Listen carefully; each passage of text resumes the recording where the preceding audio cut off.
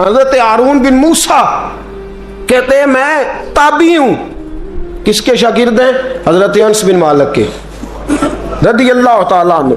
हुजूर के गुलाम के जिन्होंने दिल पर जानी डिठा ओ अखियां ही तक लिया। गुलाम के गुलाम, गरीब आदमी, टोकरियां, छोटी छोटी टोकरियां फल रखने वाली बेच के गुजारा करते हैं। एक दरवाजे के आगे से गुजरे तो घर वालों ने अंदर बुला लिया। कहते हैं महल है, मलका बैठी है। मलका कहने लगी तू बड़ा सीनो जमील है, आ मेरे साथ मुंह काला कर। कहते नजर झोंक गई। कहने लगे तूने मेरा सिर्फ हुस्न देखा है, मेरे दिल में जो मेरे नबी का इश्क है वो नहीं देखा। तूने मेरे दिल में जो मेरे मुस्तफा का इश्क है। और बोया किसने? अंस बिन मालिक ने। अंस बिन तैबा से मंगाई जाती है, सीनों में रचाई जाती है। तौहीद की मैं प्यालों से नहीं नजरों से पिलाई जाती है। मैंने अंस बिन मालिक से फैज लिया मोहब्बत का। कहने लगी जितने पैसे तू कहेगा, इतने पैसे। जवानों, ना किसी गैर मुस्लिम बीबी के करीब जाना बिन निकाह के, सिर्फ पैसा इकट्ठा करने के लिए, सिर्फ जो है वो पासपोर्ट लेने के लिए, कागज बनवाने के लिए। ये देख नबी के मानने वाले कैसे होते। कहा ना, तूने देखा नहीं हम कौन है? पाक रसूल के मानने वाले, पाक नबी का पाक कुरान पढ़ते हैं, पाक दीन है हमारा, जहन भी पाक, नजर भी पाक, अकीदा भी पाक, नजरिया भी पाक। अल्लाह ने हमारे सीने भी पाक रखे हुए हैं। खबरदार। उसने कहा अगर तू बात नहीं मानेगा तो सजा दूंगी। कहने लगे दे ले। उसने कहा अच्छा तू तब भी ना बाज आया तो बादशाह से कहूंगी इसने मेरी इज्जत पे हाथ डाला है। कहने लगे मैंने बाथरूम जाना है।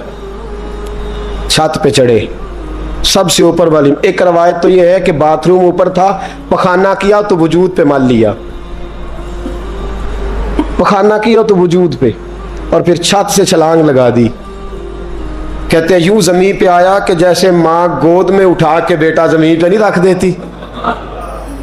कहते हैं जल्दी से नलके के करीब गया, अपना वजूद धोया, आंख खोली तो सामने खूबसूरत चेहरा, नौरानी आंखें, खुशबू ही खुशबू। मैंने कहा आप कौन है?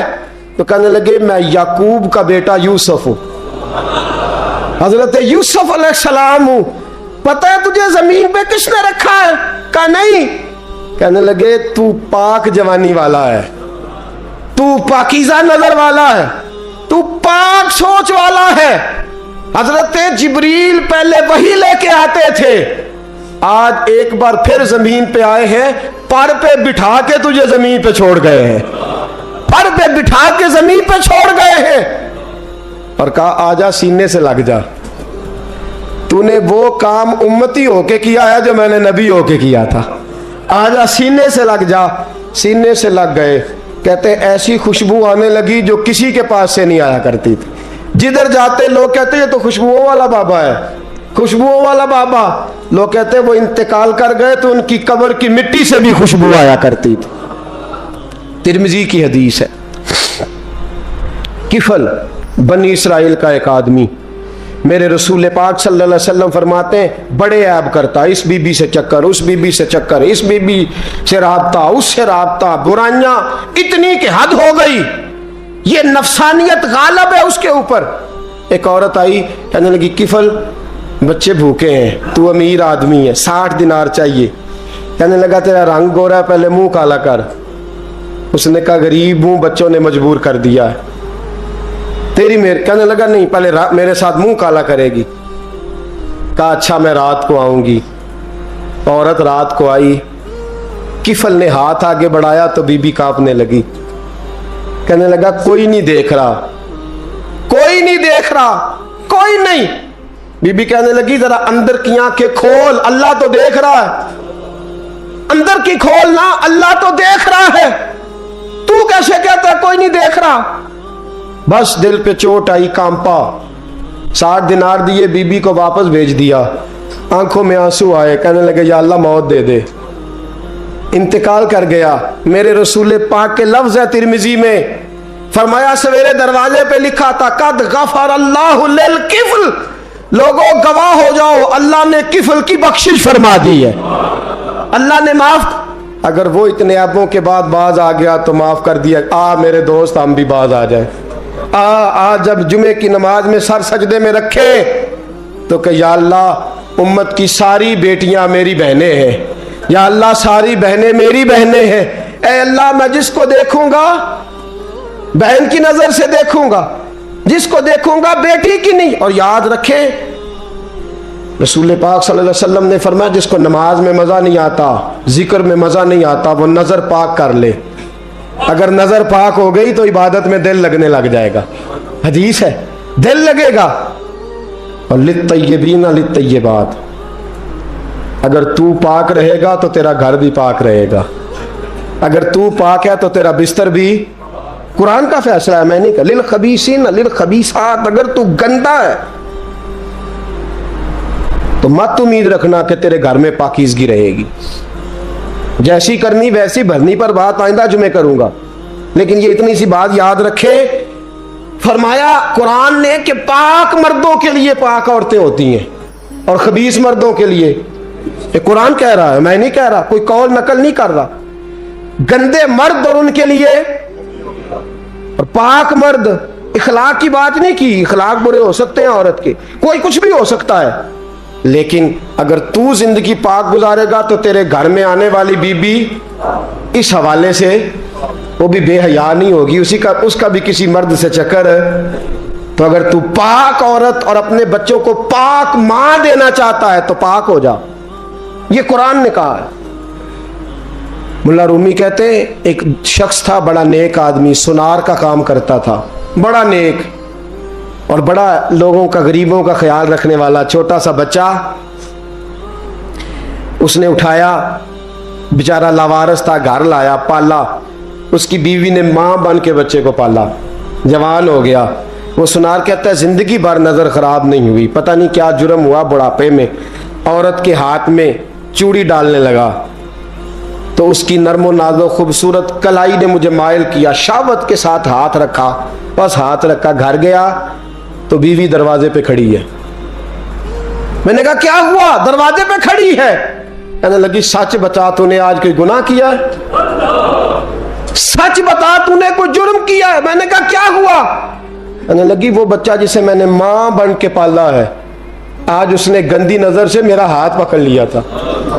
मैंने तो उसे कहा कि तू मेरा बेटा है तो मेरा हाथ, तूने क्या जुर्म किया है? वो शख्स सजदे में गिर गया, कहने लगा अल्लाह मेरी बच्चियों की हिफाजत कर ले, अल्लाह आज के बाद ये जुर्म नहीं करता, मेरी बीवी की हिफाजत फरमा, मेरे घर को संभाल, आज के बाद नहीं करता। अभी दुआ करके उठा नहीं कि वो नौकर गुलाम, वो ले पालक बच्चा पीछे खड़ा हो गया। कहने लगा आका मुझे पता नहीं चला कैसे जुर्म हो गया, मैंने अपनी माँ से भी माफ़ी मांग ली है, खुदा से भी मांग ली है, आपसे भी मांगता हूँ। उसके मुंह से माफ़ी के जुमले निकले, धड़ाम से ज़मीन पे गिरा, उसकी रूह परवाज कर। अगर तू चाहता है तेरा घर बच जाए तो मेरे दोस्त अपनी नज़र को बचा। नज़र शैतान के तीरों में से एक तीर है। जवानों अगर कभी मैसेज करने हुए किसी को तो मेरे मुस्तफ़ा करीम सल्लल्लाहु ताला अलैहि वसल्लम के दीन का पैगाम मैसेज करो। किसी को कहो कि यार फलां जगह अच्छी तकरीब होने वाली है, चलो चले, आज मैंने इतना दुरूद पढ़ा है, तू भी इतना पढ़, इस काम लगाओ ना पैकेजेस। पर आपको आज तक समझ नहीं आई मेरे दोस्तों कि ये अंग्रेज ने हमें पैकेज दिए किस लिए? ये गंद को फरोग देने के लिए, वरना 1.5 घंटा 2-2 घंटे कौन बात करता है? सुबह 7 से रात 7, रात 7 से सुबह 7 का किस लिए? वो चाहता है नौजवानों कि तुम्हें नबी पाक का इश्क से तुम्हारी तार तोड़ के तुम्हें औरत के दामे फरेब में उलझा दे, तोड़ दो उसकी सारी चालें, नाकाम कर दो उसके सारे हरबे, नजर पाक कर ले, रूह पाक कर ले। और जिन लोगों का काम ही खवातीन के साथ मुलाकात का है, खुदा रहा अल्लाह से डरो। जब भी कोई बीबी दरवाजे पे चढ़ो समझो कि ये आज मेरी बहन सौदा लेने आई है, ये मेरी बेटी सौदा लेने आई है, ये मेरे घर में रहने वाली मेरी भांजी और भतीजी, और एक आपसे मेरी मिन्नत है, ये कज़नों वाला मामला ख़त्म करें। अगर भाई नाराज होता है तो कोई अर्ज नहीं, खाला नाराज, उसे कहो कज़न तो कज़न से मैंने देखा हाथ मिला रहे लड़के लड़कियां, और आप, और ये भी खुदा रहा दिकियानुसी, असल दिकियानुसी ये है, तू मेरे छोटे भाई के कपड़े ही नहीं धो के देती। नबी करीम अलैहिस्सलाम ने फरमाया देवर जहर है, जहर, और जहर के बारे में तू कहता है इसके कपड़े धो, इसके जूते पालिश कर। देवर को जहर कहा है रसूल पाक ने सल्लल्लाहु अलैहि वसल्लम। तो अजीब हरकत करता है दीन, ये दिकियानुसी असल जिसको हमने बना लिया। कजन की मिन्नत करो, बेटा अब तू जवान है, जब रसूल पाक ने मना फरमा दिया तो फिर तू आ, हम हमारे दरमियान बैठ। कोई इजाजत नहीं कजन को कि कजन को मोटरसाइकिल पे बिठाए और बाजार ले जाए, कोई इजाजत नहीं किसी को कि वो किसी के साथ इस किस्म का कोई ताल्लुक जो है उसको परवान चढ़ाए। घर में जरूर आए, बैठे जरूर, लेकिन जहां सब लोग बैठे वहां बैठे मुख्तसर वक्त। और आप चूंकि नौजवान बैठे हो, आप किसी के कजन हो, किसी के आप कुछ लगते हो, अव्वल तो किसी के घर जाओ ना। जवानी आवारा फिरने का नाम नहीं, दीन की खिदमत करने का नाम है। दीन की खिदमत, हमारे पास आओ, हम आपको दीन के काम लगाएं। हमारे पास आओ, हम आपको अल्लाह रसूल के काम लगाएं, आपको बतलाएं कुरान कितना पढ़ना है, इसको दुरुस्त करो, तलफ़ुज़ ठीक करो, जरूरियात दीन सीखो, दीन के मामलात में दिलचस्पी, नात सीखो, कुरान सीखो, इबादत सीखो, अपने वक्त को बचाओ और जाना ही कम कर दो। और अगर जाओ भी कभी खाला से मिलने, चाचू से मिलने, अंकल से मिलने, फुफ्फी से मिलने, तो ज़रूरत के तहत जाओ, ज़रूरी काम करो और लौट आओ। हिफाजत करो, सामने गड़ा हो तो कोई छलांग नहीं लगाया करता, सामने गड़ा देख के छलांग लगा के कहते हो मैं उलझ गया हूँ। खुदा रहा इस चक्कर से बच जाओ।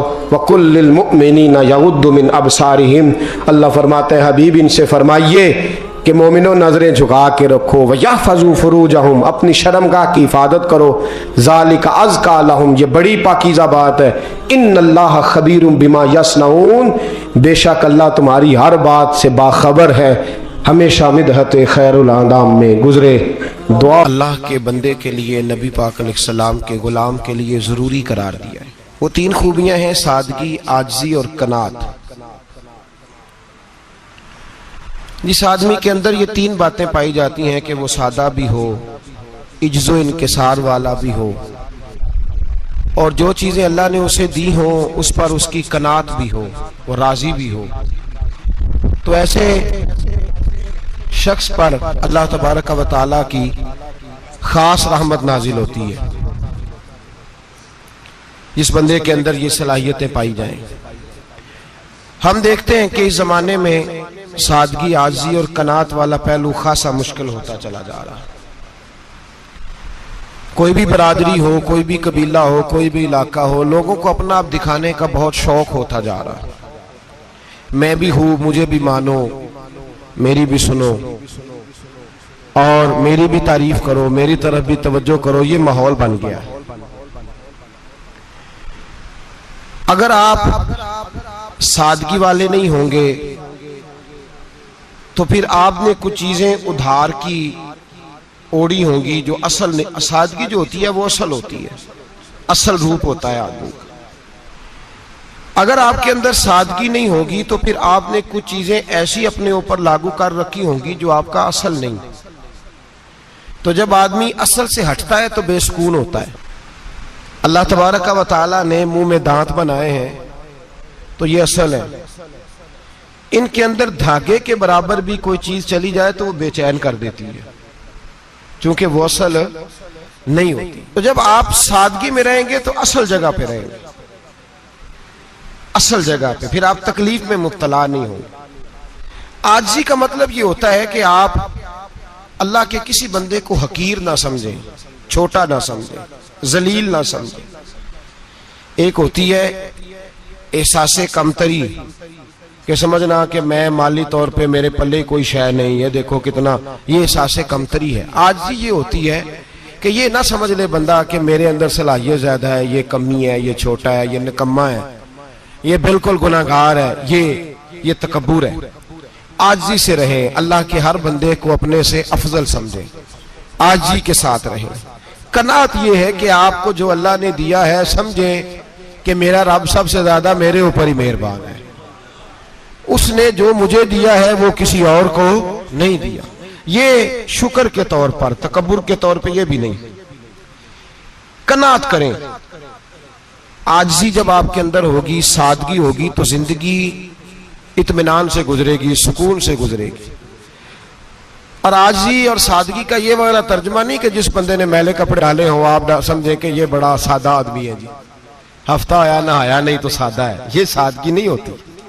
नफासत तो हुसैन है इस्लाम का। नबी पाक सल्लल्लाहु अलैहि वसल्लम ने एक मालदार आदमी को फटे पुराने कपड़े पहने हुए देखा था तो हुजूर ने मना किया था। फरमाया अगर अल्लाह नेमत देता है तो बंदे पर उसका असर देखना भी पसंद फरमाता है। अच्छे कपड़े छोड़ दें तो आप सादा हो गए, ये मतलब नहीं। बहुत सारे गरीब लोग भी सादे नहीं होते, जो हर वक्त कहता रहता है मैं किसी चौधरी को कुछ नहीं समझता, तो वो सादा है।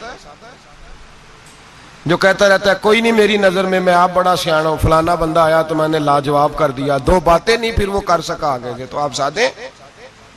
आप तो बड़े महान तेज आदमी है भाई, आप तो अपनी करामत सुना रहे।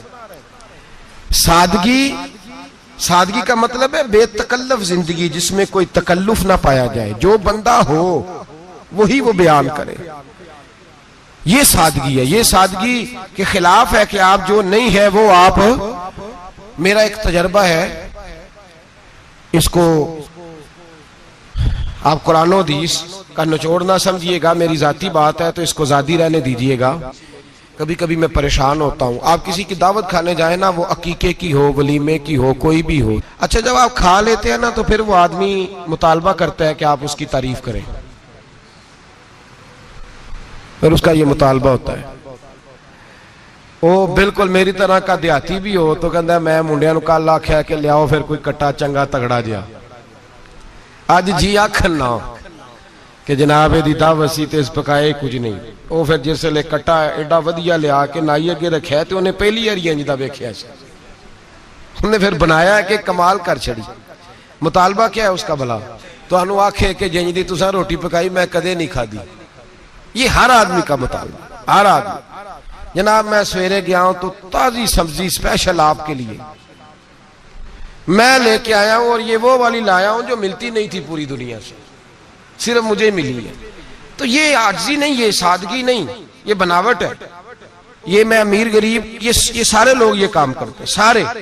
जो हम नहीं वो हम बन के दिखाते हैं, जो हम हैं नहीं वो हम बनते हैं।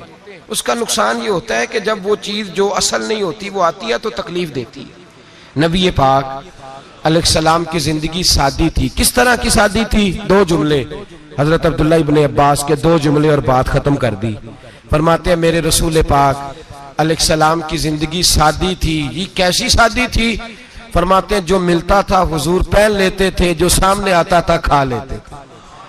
कोई तकल्लुफ नहीं कि मैंने ये नहीं खाना, ये खाना है, ये नहीं लेना, ये लेना है। ये मिजाज नहीं, तबीयत नहीं। हमारी तो पसंद नापसंद होती है ना। हुजूर को कद्दू ज्यादा पसंद था, ये तो आपको हदीस में मिलेगा, ये तो मिलेगा। लेकिन ये नहीं मिलेगा कि नबी पाक सल्लल्लाहु अलैहि वसल्लम को गंदम नापसंद थी, ये नहीं मिलेगा। आपको ये तो मिलेगा कि रसूल पाक को दूध ज्यादा पसंद था, ये नहीं मिलेगा कि सादा पानी नापसंद था। ये तो आपको मिलेगा कि नबी करीम सैयद आलम सल्लल्लाहु अलैहि वसल्लम जमीर पर सोने को पसंद करते थे। ये नहीं मिलेगा कि चारपाई पर सोने को नापसंद करते थे। यानी हुजूर की जिंदगी सादी है, उसमें तकल्लुफ हमारी पसंद नापसंद होती है, और जो जोश है हमें पसंद नहीं वो फिर है ही नहीं सही, वो गलत हो गई फौरन, वो सिरे से उसका कोई असर ही नहीं रहा, वो बिल्कुल तबाह हो गई। मेरे हबीब पाक सैयद आलम अलैहिस्सलाम ने सादी जिंदगी गुजारी और आजिज़ी वाली जिंदगी गुजारी। हम लोग आजिज नहीं होते, आजिज नहीं हो। अगर हम लोग आजिज हो जाए तो लड़ाइयां खत्म हो जाए। हर खानदान में, हर घर में लड़ाई है, इसका मतलब है कि आजिज़ी, जहां आजिज़ी होती है वहां लड़ाई नहीं होती, झगड़ा नहीं होता। हमारा भाई से, भतीजे से, भांजे से, बीवी से, ससुराल वालों से, रिश्तेदारों से, भाइयों से अगर इख्तलाफ चल रहा है और हर जगह चल रहा है तो सारी जगह तो गलतियां नहीं ना पाई जाती, कहीं हमारी भी गलती होती है। तो ये जो इख्तलाफ चल रहे हैं और सुलह नहीं हो रही, इसकी वजह यह है कि हमारे अंदर आजिज़ी इनकिसारी हो, तो फिर तो झगड़ा ही कोई नहीं। मेरे नबी पाक अलैहिस्सलाम की जिंदगी में आजिज़ी है, इनकिसारी है, इसलिए हुजूर ने कभी लंबी चौड़ी बातें नहीं सुनाई। सहाबा कहते हैं नबी पाक अलैहिस्सलाम तकरीर छोटी करते थे, नमाज लंबी पढ़ते थे। तकरीर, नमाज, हमारी बातें लंबी और नमाजें अल्लाहु अकबर, उल्ट बिल्कुल सिलसिला। नबी पाक अलैहिस्सलाम ने सादगी, आजिज़ी को अपनाया। बहुत गरीब आदमी, बड़ा माड़ा बंदा जो 100 रुपया दिहाड़ी लेता है, और बाहर जब वो दिहाड़ी करने गया है तो वो शाम को जब उसने ना समेटा है ना वो सीमेंट और रेत और वो सारी चीजें, तो वहां वो झाड़ू फेर के आया है। फेरते हैं ना जी मजदूर झाड़ू, ये काम वो करने को तैयार है, पर अपने घर में आके झाड़ू देने को तैयार नहीं हुए, इसलिए कि ये उसकी मर्दानगी के खिलाफ है। बाहर जब वो गया है, किसी होटल में काम कर रहा है, टाई पैंट कोट पहन के वो बड़ा अच्छा, वहां अगर उसको बर्तन धोने पड़े तो धो लिए, बल्कि अगर नाराज ना हो जाए बाहर रहने वाले साथी, तो ढेरों लोग बाहर जाके होटलों में बर्तन मांजते हैं, लेकिन वहां उनके रोब को, उनके नाम को कोई धब्बा लगता, लेकिन घर के अंदर जिस बर्तन में उन्होंने खुद रोटी खाई है, अगर उनको ये कह दिया जाए ना कि ये धो लो, तो फिर तो तलाक तक नौबत आ जाती, फिर तो मसला खराब है। फिर तो हो सकता है कि बीवी की अम्मा की भी खैर ना हो, तुझे उसने सिखाया ही कुछ नहीं, मुझे ही तूने कह दिया उठ जा। ये हमारा हाल है, और है हम सारे आजिज़ मिस्कीन, है हम सारे माड़े गरीब, ये सारा अपनी जगह तय, लेकिन जहां डटना है, बल्कि यूं समझ लें कि जहां रोब ना चला वहां मिस्कीन हो गए, और जहां चल गया अब बादशाह हो गए। मेरे रसूल पाक सैयद आलम अलैहिस्सलाम का उसवा नूर सुनो, सैयदा तैयबा ताहिरा हजरत आयशा सिद्दीका रदी अल्लाह ताला अन्हा फरमाती हैं, हुजूर घर में आते, अगर घर के अंदर झाड़ू देने वाला है तो मुस्तफा ने उठा के काम करना शुरू कर दिया है।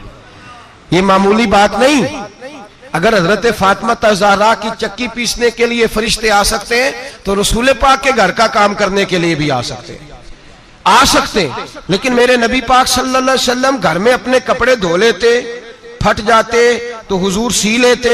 यहां तक कि हजरत आयशा फरमाती है, एक दिन हुजूर ने कहा खाना पकाओ, तो मैंने कहा कनीज आटा गूंद रही है। नबी पाक ने मालूमात की तो पता चला कि वो कनीज तो जा चुकी, बीमार थी। फरमाती है हुजूर ने अपने दस्ते मुबारक से आटा गूंदा, नबी पाक ने गूंदा, नबी पाक ने लगे जो मजदूर शाह ऐसा, न धुन न दौलत सरबराह ऐसा, अरश नशी का जमी पे घर है, मेरा पैगंबर अजीम तर है। नबी पाक ने आटा गूंदा, और आटा गूंद के फरमाया आयशा आओ रोटी पका दो, मैंने आटा गूंद दिया है। ओ भाई मैं बहुत बड़ा नवाब हूं मैं आजिज़ मिस्कीन, लोगों की मैं कमियां कोताहियां सुनाता हूं, लेकिन अगर जरा सा भी हाथ हिलाना पड़े तो उस वक्त ना जहां रोब चलता है वहां तो चलाना चाहिए ना। जितना हमारा दबदबा बनता है, आजिज़ी इनकिसारी, ये इंसान को संवारती है, ये उसको सुकून देती है, ये उसके अंदर पैदा करती है वो चीज जो उसे अल्लाह के करीब करती है। अगर आप बड़े हैं तो फिर आप बड़े ही रह जाएंगे, बन कुछ नहीं सकेंगे। अगर आप में तकब्बुर है तो फिर अना का बुत कायम हो जाएगा, बन कुछ नहीं सकेंगे आप। हर आदमी को अपना आप दिखाने का शौक है, बनाने का शौक है, शोहरत, नाम भरी, अपने आप को जाहिर करना, बताना। 1,44,000 सहाबा थे मेरे रसूल पाक के, सारे कहिए सल्लल्लाहु अलैहि वसल्लम। जब हुजूर का नाम सुने तो दरूद पाक पढ़ा करें सल्लल्लाहु तआला अलैहि वसल्लम। 1,44,000 सहाबा थे, काम कर गए, किसी ने नाम नहीं बनाया, काम किया। शायद चंद 100 के नाम किताबों में मिलते हों, बाकियों ने काम किया, नाम पर तवज्जो ही नहीं।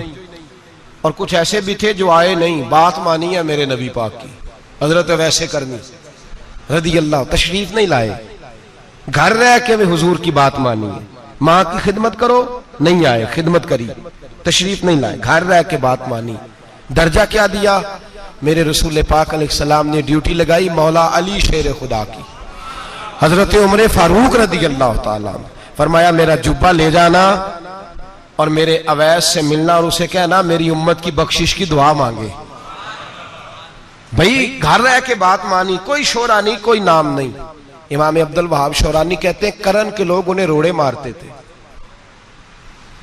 और उनसे पूछते थे तेरा नाम क्या है, तो जनाबे वैसे करनी फरमाते थे अगर तो कयामत में बख्शा गया तो नाम बता दूंगा, और अगर वहीं अड़ गया तो नाम से क्या रह जाएगा, यहां तो लिखा रह जाएगा।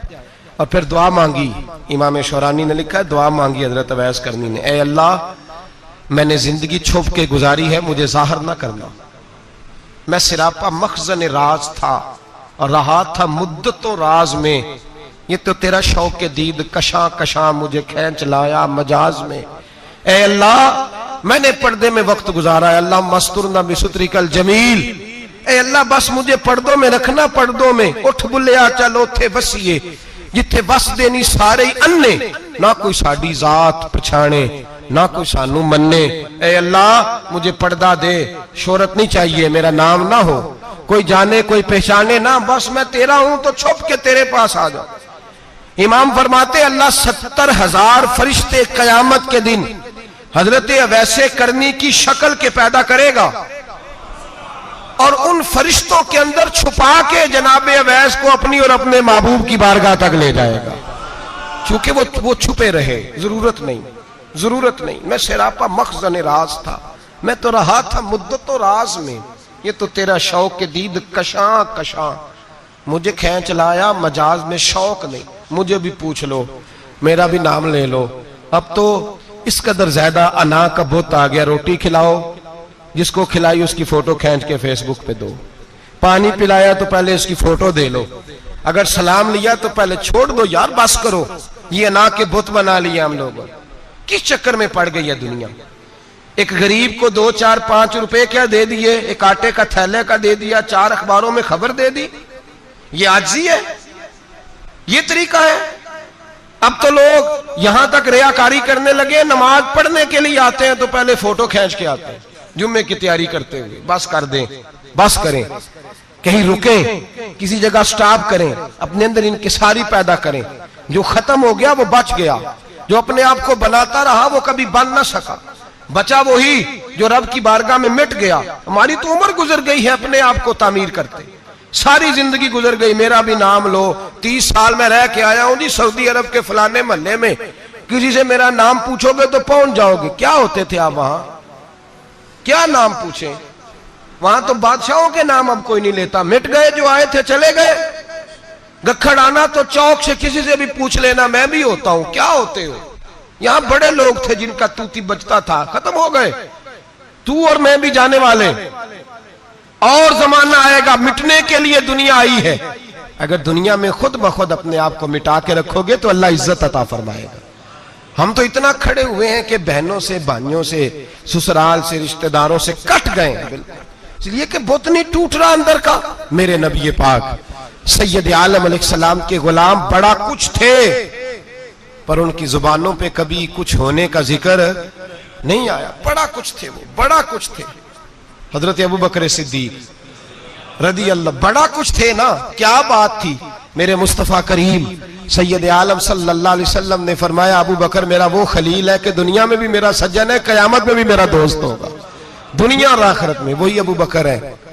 महल्ले में 7 गरीब बच्चियां रहती हैं, वो कहती हैं हमारी बकरियां, बाप फौत हो गया, बकरियों का दूध धो दो। तो अबू बकर सिद्दीक बकरियों का दूध धोने चले जाते हैं, उनके घर का काम काज करके आते हैं। सैयदना उमर फारूक, मेरे नबी पाक अलैहिस्सलाम ने फरमाया फरिश्ते 950 साल मेरे उम्र की शान बयान करें तो खत्म नहीं हो सकती। इतना बड़ा शख्स उमर फारूक, इतना बड़ा आदमी। एक दिन ऐलान किया उमर फारूक ने, लोगों मस्जिद में आओ, बात करनी है। अमीरुल मोमिनीन का पैगाम है, सारे मस्जिद में आ जाए। खचाखच मस्जिद नबी सहाबा से भर गई, और ऐसा जब ऐलान होता था तो सहाबा दौड़ के आते थे। शायद को जंग है, शायद किसी ने हमला कर दिया है, शायद कोई नई बात है, दौड़े आए लोग, मस्जिद नबी खचाखच भर गई। सैयदना फारूक आजम रदी अल्लाह तआला अन्हु मिंबर पे बैठे, हजरत अब्दुर रहमान इब्ने औफ रदी अल्लाह तआला अन्हु फरमाते हैं कि सहाबा तजस्सुस के देख रहे हैं कि पता नहीं किसी तरफ से पैगाम नहीं आ गया, कोई काफिर हमला नहीं करने लगा, अल्लाह जाने क्या हुआ है, बड़ी परेशानी है। उमर बैठे, अल्लाह की हम्द की, नबी पाक सल्लल्लाहु अलैहि वसल्लम पर दुरूद पढ़ा और फिर उमर फारूक बोले, फरमाने लगे, मैं जब मक्के में रहता था ना तो कभी घर में कहत आ जाता था, कभी कहत आता था घर में, बकरियों के दूध खुश्क हो जाते थे, गंदम नहीं मिलती थी, पानी नहीं होता था, तो फरमाया मेरी अम्मा मुझे खाला के घर भेज देती थी। कबीला बनु मखजूम, उस कबीले में मेरी खाला की शादी हुई थी, तो वो मालदार लोग थे, उनके पास ज्यादा बकरियां, ज्यादा ऊंट, ज्यादा गायें, ज्यादा खेत थे। हजरत उमर फारूक फरमाने लगे, मैं उनके घर जाता तो मेरे खालू समझ जाते कि उमर को इसलिए भेजा गया है कि कहत आ गया है। फरमाते हैं वो मुझे सवेरे बकरियां चराने ले जाते, शाम तक मैं उनकी बकरियां चराता। अमीरुल मोमिनीन उमर, एक तरफ मसला यह है कि कैसर और किसरा की दीवारें हिल रही हैं उमर के नारों से, और इधर उमर मिंबर पे बैठ के खुतबे दे रहे हैं। फरमाते मैं बकरियां चराता, शाम तक खाला के घर जाके मजदूरी करता, और फरमाते शाम होती तो एक मुट्ठी किशमिश मुझे देते वो। आप फरमाते मैं बड़े कद वाला था, एक मुट्ठी किशमिश मिलती है, कभी एक मुट्ठी खजूरें, मैं शाम को खा के सो जाता। कई कई महीने यूं ही गुजरते तो मेरी अम्मा का पैगाम आता कि हालात सही हो गया, मेरे बेटे को भेज दो। ये बात कही, हजरत उमर रोने लगे और फिर कहने लगे, अब वो वक्त आया है कि लोग मुझे अमीरुल मोमिनीन उमर कह के पुकारते हैं। बस ये दो बातें की। उमर ने कहा चलो जोहर का वक्त हो गया, अजान पढ़ो, उठो नमाज पढ़े, उठो। अजान हुई, इकामत हुई, जनाब उमर ने नमाज पढ़ाई, लोग चले गए तो सैयदना अब्दुर रहमान इब्ने औफ जराना था जनाब उमर से, बाजू पकड़ के कहने लगे, उमर सियाना बंदा यार, तू ये दो बातें सुनाने के लिए इतना मजमा इकट्ठा किया था, ये दो बातें कहने के लिए कि मैं खाला के घर जाके मजदूरी करता था तो एक मुट्ठी किशमिश मिलती थी, एक मुट्ठी खजूरें, ये कहने के लिए कि मैं बकरियां चराया करता था।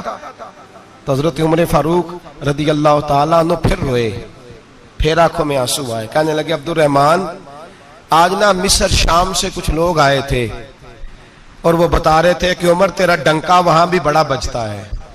वो मुझे कह रहे थे तेरे नाम के वहां भी बड़े दबदबे हैं, बड़े तज़किरे हैं। तो मेरा नफ्स मुझे कह रहा था, उमर देखा देखा तू यहां बैठा है और वहां तेरे नाम का शोर हो रहा है, मुझे इसने बड़ा किया है। तो मैंने आज मुस्तफा के सारे गुलाम इकट्ठे करके अपनी औकात बता दी है। मैंने अपनी औकात बताई है कि मैं कुछ नहीं, कोई शय नहीं, कोई चीज ही नहीं, असी किसी दे कुछ नहीं जे लगदे, ना कोई साडा दर्दी। मैंने बताया है कि मैं तो किसी के बकरियां चरा के एक मुट्ठी किशमिश लेके गुजारा किया करता था। गुजारा मुझे मेरे कुछ साथी ना ले गए गुजरांवाला, सर्दियों के मौसम में मुझे कहने लगे स्वेटर पसंद कर लें अपनी मर्जी का। तो मैंने कहा यार मुझे तो वही मजा आता है जो मेरी अम्मा क्रोशिये से बनाया करती थी, वही। वो पहले अब्बा पहनते थे, फिर वही स्वेटर बड़ा भाई पहनता था, फिर हमारे खाते में आ गया। और फिर उसकी तारीफें होती थी गुर्बत छुपाने के लिए, उसकी तारीफें होती थी, बड़ी बड़ी मेहनत से बना है जी, क्या बात है, बड़ा गर्म है। तो अब छोटे भाई को दे दिया जाए। हमने कहा वो वही जमाना देखा है, वही रंग देखा हुआ है और उस पर फख्र है। अब तो लोग जब कुछ हो जाता है ना, दो चार लोग जानने लगते हैं तो लोग फटाफट दावा कर देते हैं खानदानी रईस आजम हूं, बड़ी बात है। ऐसी कोई बात नहीं। जिसको अपना आप याद रहता है उसे खुदा भी याद रहता है, जिसे अपना आप याद रहता है उसे रसूलुल्लाह भी याद रहते हैं, जिसे अपना आप याद रहता है उसकी नजर में दूसरे लोग भी कुछ होते हैं, दूसरे लोग भी कुछ होते हैं। मैं उम्रे के लिए, हज के लिए जाता रहता हूँ, रब मुझे अपने फजल से बुला लेता है। तो मैं एयरपोर्ट से नीचे उतरा तो एक साहब मेरे जानने वाले थे, दौड़ के आए और मुझे कहने लगे क्या बात है, सुना है इस दफा आप सऊदी एयरलाइन से आए, सीधा मदीना शरीफ आए, क्या बात है आपकी। और मैंने कहा साहब छोड़ दें, मैं भी जब पहली दफा आया था तो मैं भी बड़ा घूर घूर के एयरपोर्ट देखता था, मैंने कभी देखा जो नहीं था, मैं बड़ा घूर घूर के देखता था, कोई ऐसी बात नहीं है। ये निजाम कुदरत है, बादशाह के फैसले हैं, वो जब चाहता है जिस तरह के चाहता है फैसले फरमा लेता है। तो ये उसके फैसलों की बात है। हम लोग ना जिस हैसियत पे होते हैं वहीं रह जाते हैं, पिछली बात भूल जाते हैं। इसलिए हम चाहते हैं जो भी हमें मिले झुक के मिले, जो भी आए, और ये मेरा आपका सबका मुश्तरका मामला है। मेरे नबी पाक सल्लल्लाहु ताला अलैहि वसल्लम ने सहाबा से पूछा, तुम्हें बताऊं जन्नत के बादशाह कौन होंगे? जन्नत के आम लोग नहीं, जन्नत के, बोलिएगा जरा, जन्नत के अल्लाह बादशाह। जन्नत में तो जाना बड़ी बात है, और हुजूर जन्नत का भी बादशाह। इब्ने माजा में लफ्ज है। तुम्हें पता है जन्नत के बादशाह कौन होंगे? तो मेरे मुस्तफा करीम सल्लल्लाहु ताला अलैहि वसल्लम के गुलामों ने कहा हुजूर हमें नहीं पता। तो हुजूर ने फरमाया जन्नत के बादशाह वो लोग होंगे जिन्हें दुनिया में कोई भी नहीं जानता था, जिनके कपड़े सादे होते थे, जो गरीब लोग होते, जो सिफारिश करते थे तो उनकी कबूल कोई नहीं करता था, जो किसी के साथ जाते थे तो उनको मानता कोई नहीं था। वो जन्नत के बादशाह होंगे, बादशाह। और फरमाया क़यामत के दिन जब लोग उन्हें देखेंगे तो उन पर फख्र करेंगे, रश्क करेंगे, कहेंगे क्या बात है तुम्हारी, यहां तो शौक ही बड़ा है। गरीबों ने भी पोस्टर बनाए हुए हैं, डाकुओं, लुटेरों, चोरों की तस्वीरों के साथ लगवाए हुए, अपने आप को बड़ा करने के लिए। आज ही इख्तियार करें, आज ही इख्तियार करें, अपने आप को मिटाने की कोशिश करें। रब करीम के बंदे आगे बढ़ बढ़ के अपना आप दिखाते नहीं, बड़ा शौक है, पहले फोटो खिंचा लो, बाकी बातें बाद में होंगी, पहले वीडियो बना लो, बाकी कुछ और बाद में होगा। पहले अब तो परसों तरसों मुझे एक मौलाना कहने लगे कि आपसे मैंने, वो यहाँ जुमा पढ़ने आते हैं कभी कभी, मेरे दोस्त हैं, कहते हैं आपसे मैंने सुना था कि अगर कोई, उस नबी पाक का फरमान है, अगर कोई नजराना दे तो उसको ले लो, अगर कोई तोहफा दे तो उसको, हुजूर ने फरमाया ले लो अगर तुम्हें को देता है, अपनी मर्जी से, मांगना मना है, कुछ दे दे तो ले लो, वरना एक वक्त आएगा तुम मांगोगे तुम्हें मिलेगा नहीं, जब को दे दे तो ले लो। कहने लगे आपने कहा था को दे दे, तो उस वक्त से मैं, कोई सूट देता है मुझे मेरी मस्जिद का नमाजी तो मैं ले लेता हूं, कोई मुझे कोई और शय देता है तो मैं आपसे सुन के, तो अगर मेरी मस्जिद का नमाजी सूट पकड़ाते साथ फोटो भी खींचे तो फिर मेरे लिए क्या हुक्म है? वो खुशबू की डब्बी देते हुए साथ फोटो भी खींचे, फिर मेरे लिए क्या हुक्म है? कहने लगे रमजान में ये हाल हुआ है कि लोग कपड़े दे रहे थे और फोटो खींच रहे थे, क्या चक्कर है, कहां चले गया? गरीब आदमी की इज्जत नफ्स को कुचल डाला पकड़ के। एक जोड़ा साल के बाद इमाम को दिया, उसकी भी तस्वीर खींच के फेसबुक पे दे डाली। ये हमारी आजिज़ी है, ये हमारा प्यार है, ये हमारा अंदाज है। भाई ये हम गलत रास्ते पे, गलत डगर पे चल निकले, हमें वापस आना पड़ेगा। मेरे नबी पाक अलैहिस्सलाम ने आजिज़ी को पसंद किया। हुजूर शोहरत से, नामवरी से दूर रहते, नबी पाक अलैहिस्सलाम ने आजिज़ी, इनकिसारी और सादगी और कनात इनको अपना के रखा, सीने से लगा के। ये नहीं कि माल नहीं आया, बहरीन से लाखों दिनार आए हुजूर के जमाना ज़ाहिरी में, तबूक के बाद फतुहात हुई तो लाखों दिनार आए, लेकिन हजरत आयशा कहती है हमारे घर में 4 दिन के बाद ही रोटी पकी है, हमने एक वक्त ही खाना खाया, लाखों रुपया आया है, पर हमारे घर के अंदर जो खाना आया है वो सिरका ही आया है। हमने रात अगर रोटी बच गई है तो सवेरे उठ के रात वाली खाई है। हमारे घर के अंदर वही हालात रहे, इसलिए कि मेरे नबी पाक अलैहिस्सलाम ने फरमाया मैं तुम्हारी दुनिया से हासिल करने नहीं आया, मैं तो मुसाफिर की तरह वक्त गुजारने आया। हम ज्यादा के चक्कर में निकले तो बड़ा कुछ कुचल के आ गए, बड़ा कुछ।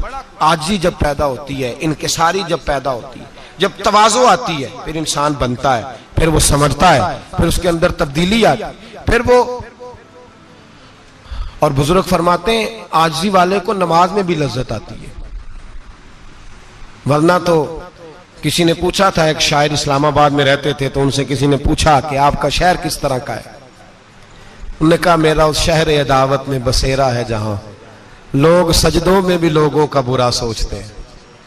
मेरा उस शहर अदावत में बसेरा है जहां लोग सजदों में भी लोगों का, नमाज पढ़ते हुए कहते हैं देखो कितनी बू आ रही है इससे, कपड़े नहीं बदल के आया, नमाज पढ़ते हुए भी साथ वाले के बारे में बुरा सोच रहे हैं। जब आजी सैयद अहमद कबीर रिफाई रहमतुल्लाह ताला अलैह, ये सिलसिला रिफाइया के शेख हैं, आला हजरत रहमतुल्लाह अलैह ने इनकी बड़ी तारीफ लिखी है फतावा रज़विया में। मिस्र के अंदर सिलसिला रिफाइया और शाज़लिया, बहुत सारे लोग इस सिलसिले में मुरीद हैं। सैयद अहमद कबीर रिफाई इतने बड़े सूफी थे कि मेरे मुस्तफ़ा करीम सल्लल्लाहु अलैहि वसल्लम के रोजे पर हाजिरी देने गए। नबी पाक की बारगाह में हाथ दुआ करें, अल्लाह हम सबको वहां हाजिरी नसीब फरमाए, अल्लाह हम सबको बार बार ये मौके अता फरमाए। सैयद अहमद कबीर रिफाई हाजिरी देने गए तो जब नबी पाक के गुम्बद पे पहुंचे तो कहने लगे या रसूलल्लाह मैं कब्र देखने नहीं आया, मैं तो दीदार करने आया। हुजूर ये तो ज़ियारत में करता रहता था, दीदार करने आया। ये कह के रोने लगे। इतनी देर रोए कि मेरे मुस्तफ़ा करीम ने अपना दस्ते मुबारक कब्र से बाहर निकाल दिया। हाथ मुबारक बाहर आया और 10,000 लोगों ने देखा। कितने लोगों ने? अब यहां भी लोगों को शक होगा जी कैसे बाहर आया, तो बुखारी सुना देता हूं, मसला जरा हल हो जाए। मस्जिद नबी की तामीर हो रही थी। तामीर तो कहते हैं कि दीवार नहीं, तामीर करते वक्त ना एक दीवार गिरी, ये बुखारी के लफ्ज है। दीवार गिरी तो एक पैर बाहर आ गया। पैर को देखा तो कहते हैं हाथ रखते थे तो उसमें बिल्कुल ऐसे था जैसे खून साइडों पे हो गया, बिल्कुल जिंदा। शोर हो गया कि ये नबी पाक का कदम मुबारक है, हुजूर का। बहुत सारे लोग इकट्ठे हुए, उलमा को बुलाया, पैर देखा तो कहने लगे नबी पाक का नहीं, ये तो सैयदना फारूक आजम का है। जब ये कहा ना फारूक आजम का है तो फिर एक शोर उठा कि ये हाल है उनके गुलामों का, तो सरकार का आलम क्या होगा। ये हाल है उनके गुलामों का तो फिर सरकार का आलम।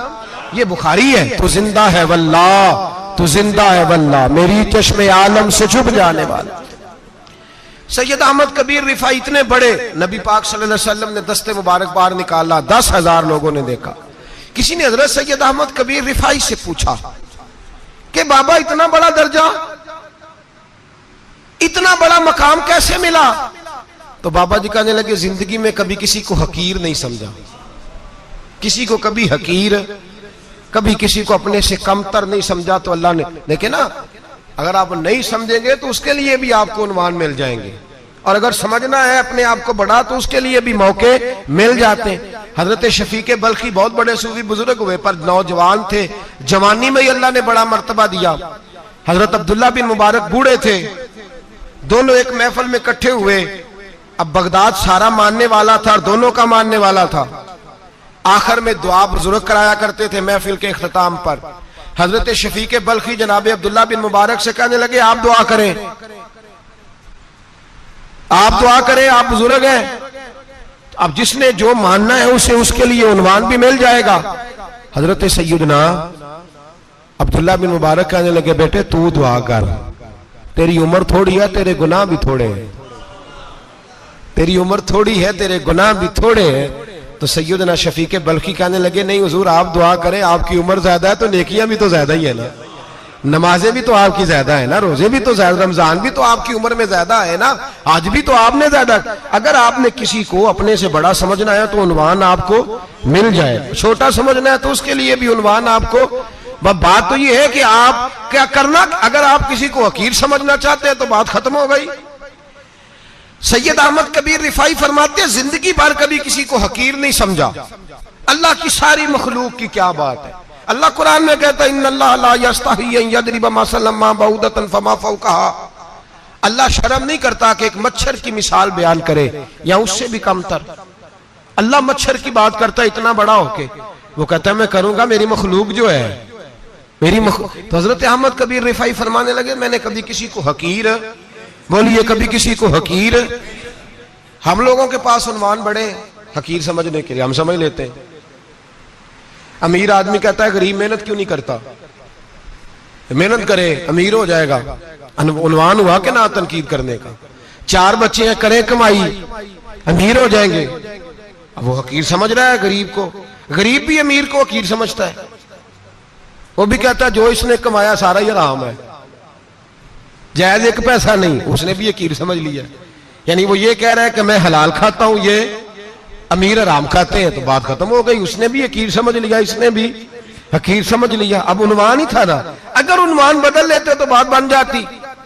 अमीर अगर ये कहता कि मैं इस गरीब की मदद करूंगा इसलिए कि पैसे मेहनत से नहीं मिलते, खुदा के फजल से मिलते हैं, तो वो ये ना कहता कि ये मेहनत करता तो आगे चला जाता। और गरीब अगर समझता इस बात को तो ये ना कहता अमीर सारे हराम ही खाते हैं, वो कहता भाई रब ने जो मेरे लिए पसंद किया मुझे दिया, जो इसके लिए पसंद किया इसे दिया, बात खत्म हो गई, झगड़ा खत्म। उन्वान तो मिल जाएगा आपको, मुस्बत भी और मनफी भी। तो अच्छी बात नहीं कि मुस्बत इख्तियार करें। सैयद अहमद कबीर रिफाई कहते मैं गुजर रहा था, एक दिन मेरे साथ ऐसा हुआ कि मैं गुजर रहा था खेत के अंदर से, इधर भी पानी था इधर भी पानी था। होता है ना पानी पानी होता है फसलों में कई दफा। कब होता है ज्यादा पानी? नहीं, जो कद्दू करीद है जी वो जब कद्दू करते हैं ना तो दोनों जाने पानी भरा होता है ना जी, वो ट्रैक्टर भी पानी में चलता है। मैं पेंडू हूं ना, मुझे ज्यादा पता है क्या हालात होते हैं। तो वो इधर भी पानी इधर भी पानी, तो दरमियान में से वो मुंडेर होती है छोटी सी, वाटा खीदा अपनी जुबान है। तो कहते इधर भी पानी था इधर भी पानी था। सैयद अहमद कबीर रिफाई कहते हैं मैं गुजर रहा था, असर की नमाज का टाइम हो गया, मैं जल्दी जल्दी जा रहा, सामने से कुत्ता आ गया। इंसान अशरफुल मखलूकात है, लेकिन वो अल्लाह का शुक्र करेगा कि उसने मुझे अशरफ बनाया है।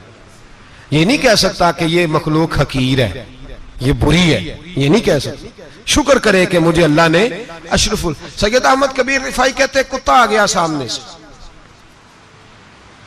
अब कुत्ता आया तो मुझे जल्दी थी, कुत्ता भी भीगा हुआ था। अब मेरा दिल करे कि कुत्ता नीचे उतरे तो मैं गुजरूं, कुत्ता खड़ा है कि ये साइड पे हो तो मैं गुजरूं। कहते हैं देर हो गई तो मुझे डर लगता था, मैंने कभी कुत्ते को भी नहीं झिड़का था, कभी कुत्ते को भी, अपनी इतनी हैसियत ही नहीं, झिड़का ही नहीं कभी किसी को।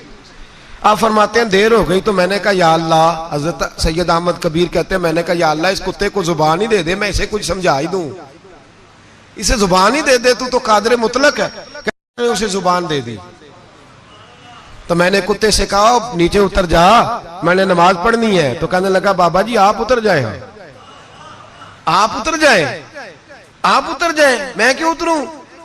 तो सैयद अहमद कबीर रिफाई कहते हैं मैंने उससे कहा कि बात यह है कि मेरे ऊपर नमाज फर्ज है, तेरे ऊपर फर्ज नहीं, तो मैंने नमाज पढ़नी है। अगर मैं खेत में उतर गया तो कीचड़ है, मेरे कपड़ों को मिट्टी लग जाएगी, पता नहीं पानी पाक है कि नापाक है, तो तू उतर जा, तेरे ऊपर नमाज नहीं फर्ज, तो मुझे जाने दे। तो सैयद अहमद कबीर रिफाई कहते हैं उसने ऐसी बात की कि मेरे ऊपर वजद तारी हो गया।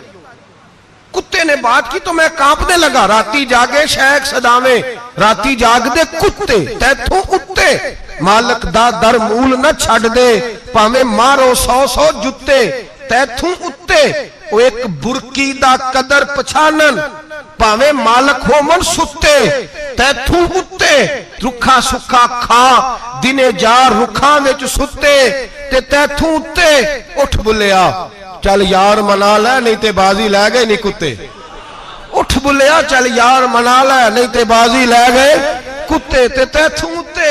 सैयद अहमद कबीर रिफाई कहते हैं वो मुझे कहने लगा आप उतर जाए। तो मैंने कहा भाई मेरे ऊपर नमाज फर्ज है, तेरे ऊपर फर्ज नहीं, तू उतर जा, मेरे कपड़े आलूदा हो जाएंगे तो क्या करूंगा। तो कहते हैं उसने बात की तो मैं घबरा गया और छलांग लगा के मैं खेत में उतर गया। मुझे कहने लगा बाबा जी कपड़े अगर आपके कीचड़ से आलूदा हो गए तो पानी से साफ हो जाएंगे, और अगर मुझे हकीर जान के आपका दिल आलूदा हो गया तो 7 समुद्रों से भी साफ नहीं होगा। कपड़े पानी से धुल जाएंगे और दिल अगर तकब्बुर से आलूदा हुआ तो 7 समुद्रों से भी सही हो सकता ना। ना ना हकीर नहीं जानना, ना मौलवी को, ना सूफी को, ना दरवेश को, ना खेत में काम करने वाले को, ना पट्टे पे मजदूरी करने वाले को, ना गाड़ी का शीशा साफ करने वाले को, ना तेल डालने वाले को, ना किसी को हकीर ना जान, ना किसी के हाल पे तंज कर, ना किसी के गम का मजाक उड़ा, वो जिसे चाहे जैसा नवाज दे। ये मिजाज लुत्फ रसूल है। ना कोई आया लेके चला गया, कोई उम्र भर भी ना पा सका, मेरे मौला तुझसे गिला नहीं, ये तो अपना अपना नसीब है। भाई हकीर नहीं जानना। सैयद अहमद कबीर रिफाई फरमाते हैं वो कुत्ता तो गुजर गया, मैं दौड़ा घर गया, जाके मैंने गुस्ल किया, कपड़े बदले। फरमाते हैं पहले भी मैं असर पढ़ता था, पर आज जब नमाज पढ़ी तो बड़ा ही मजा आया। मैं सर सजदे में रखूं मेरा उठाने को जी ही ना चाहे, मैं रुकू में जाऊं तो मेरा सर उठाने को दिल ही ना चाहे। मेरा दिल करे आज मगरिब लेट हो जाए, आज सूरज देर से गुरूब हो, मैं आज सारा दिन असर ही पढ़ता रहूं। भाई जब तू आजिज़ी वाली पढ़ता है, जब तू इनकिसारी वाली पढ़ता है, जब तू हजरत सैयदना मुआविया बिन खुतैज रदिया, एक हजरत मुआविया बिन सुफियान है, एक मुआविया बिन खुतैज सहाबी हैं, वो कहते हैं मैं जंग फतह करके आया तो सख्त गर्मी का मौसम था, मुझे पता था कि उमर फारूक दोपहर को आराम कर रहे होंगे। आप फरमाते मैं मस्जिद नबी में बैठ गया, एक बच्ची जनाब उमर के घर से निकली तो मुझे कहने लगी मुआविया आपका नाम है। मैंने कहा हाँ। अंदर जाके जनाब उमर को बताया तो उमर दौड़े आए, और जब आए तो सर पे टोपी कोई नहीं, पैरों में जूता कोई नहीं। कहने लगे मैं तेरा इंतजार कर रहा था, आज मुझे उम्मीद थी तू आएगा, तूने बताया क्यों नहीं? तो मैंने कहा हुजूर मुझे पता है रात सारी आप चेहरे पे कपड़ा डाल के मदीने की गलियों में रहते हैं, तो दोपहर को आप आराम करते होंगे, इसलिए मैंने कोशिश की कि आपको बेदार ना करूं, आप आराम कर रहे होंगे, इसलिए ये मैंने कोशिश की कि मैं बैठता हूं मस्जिद में आराम करता हूं, जब आप आएंगे तो देखी जाएगी। हजरत उमर फारूक ने जलाल किया, फरमाया तू मुझे गाफिल समझता है कि मैं सो जाऊंगा? और आप फरमाने लगे मैं कौम का खादिम हूं जिसकी इतनी ज्यादा रियाया हो वो सो जाए चुप करके, मैंने जवाब नहीं देना अल्लाह की बारगाह में?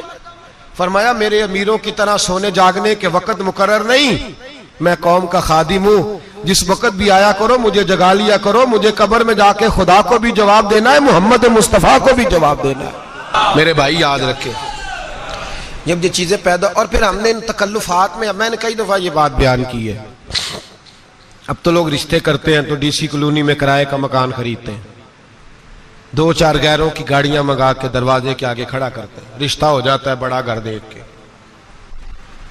और जब शादी के चौथे दिन पता चलता है कि ये किराए का मकान था, तो रिश्ते मकानों पे कायम नहीं होते, एतबार पे कायम होते हैं। वो एतबार टूटता है तो जिंदगी भर कायम नहीं होता दोबारा। जो आप हैं आप वही रहें, जो आप नहीं है वो कभी बनने की कोशिश ना करें। और मेरे अजीज ये भी याद रखें, आजिज़ी आपको सवार देगी।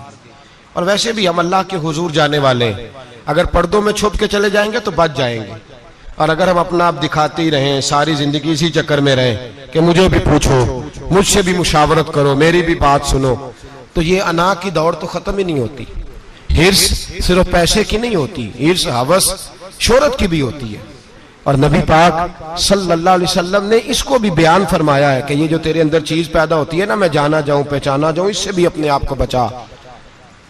सहाबा के बाद जिस शख्स की खिलाफत सबसे मजबूत हुई वो हजरत उमर बिन अब्दुल अजीज थे। इतनी बेहतरीन खिलाफत की कि लोगों को हजरत उमर का जमाना याद आ गया। हजरत उमर बिन अब्दुल अजीज, इराक में रहने वाली एक औरत थी, उस औरत का खामद फौत हो गया तो 5 बच्चियां यतीम थी। वो इराक से चली और जनाब उमर बिन अब्दुल अजीज के पास आई कि आप मेरी बच्चियों का वजीफा लगा दें। वो कहती है जब मैं पहुंची ना, यहां तो अब तो इस्तकबाल आना जाना बड़े मामलात है, अब तो बच्ची की बारात आए और 5, 7, 10, 20 लोग दरवाजे पे खड़े ना हो तो बारात नाराज हो जाती है, कहते हमारा इस्तकबाल ही किसी ने नहीं किया। तो इस्तकबाल तो अब इस तरह है जिस तरह नशा नहीं होता, ये इस्तकबाल की हालत है, अमीरों से लेके गरीबों तक। मुझे पूछा ही नहीं किसी ने, कुर्सी नहीं दी, आगे नहीं बिठाया, ये वाला मामला है। और मैं मेरी तरह के लोग, नेक लोगों की बात नहीं करता। अब तो हम देखते हैं फला मौलाना का इस्तकबाल हो रहा है, फला के लिए लोग खड़े हो रहे हैं, नारे लग रहे हैं। और अब तो मैं देखता हूं ऐसे ऐसे हाथ लहराते हैं सूफी और दरवेश कहलाने वाले, जैसे सियासी लीडर लहराया करते हैं। ये क्या तरीका हुआ, ये कौन सा तर्ज जिंदगी? मेरे नबी पाक सल्लल्लाहु अलैहि वसल्लम ने फरमाया जो ख्वाहिश करे कि मैं आऊं और लोग खड़े हों वो तो जहन्नमी है, तो दोज़खी है। सारे वही तरीके हम इख्तियार करते जा रहे हैं, वही प्रोटोकॉल है हर जगह। वो लोग जिनके दरवाजे खुले होने चाहिए थे वहां भी हर वक्त के लिए मामला तय हो गए। याद रखें मेरे नबी पाक अलैहिस्सलातु वस्सलाम ने जो तालीमात दी, हजरत उमर बिन अब्दुल अजीज रहमतुल्लाह ताला अलैह। औरत कहती है मैं पहुंच गई, मैंने लोगों से पूछा घर कहां है, तो कहा वो जहां बोरी लटक रही है ना बाहर, टाट का पर्दा लगा हुआ है, वो हजरत उमर बिन अब्दुल अजीज का घर है। कहती है मैं दरवाजे पे दस्तक दी, एक औरत ने दरवाजा खोला तो मुझे बीबी जान के अंदर बुलाया। तो उनके घर के अंदर जब मैं दाखिल हुई तो बड़ा सारा सेन था, एक तानिम कुआं लगा था, एक तरफ एक बड़ा दरख्त था और एक छोटा सा बनाई हुई थी जगह बर्तन धोने के लिए। और बीबी ना बर्तनों को मिट्टी लगा के साबुन लगा के बैठी हुई थी, काम कर रही थी वो औरत। मुझे उसने दरख्त के नीचे बिठाया, पानी पिलाया। कैसे आई हो? मैंने कहा अमीरुल मोमिनीन से मिलना है। कहने लगी बैठो थोड़ी देर में आ जाते। कहती थोड़ी, मैंने समझा घर की कोई मुलाजमा है, मैं बैठ गई। थोड़ी देर गुजरी, फिर दस्तक हुई, उस बीबी ने उठ के दरवाजा खोला। तो जब वो शख्स अंदर आए तो कहने लगी बड़ी देर से बर्तनों को साबुन लगा के बैठी हूं, कहां रह गए थे? कहती हैं वो साहब कहने लगे बस जरा मसरूफ हो गया था, दौड़े गए, कुएं से पानी निकाला, बीबी को दिया, उसने बर्तन धोए। कहती है फिर थोड़ा सा सिरका और एक रात की रोटी वो लाई, उस शख्स ने खाई। मैंने कहा कि ये दोनों घर के मुलाजम हैं, मियां बीवी काम करते हैं।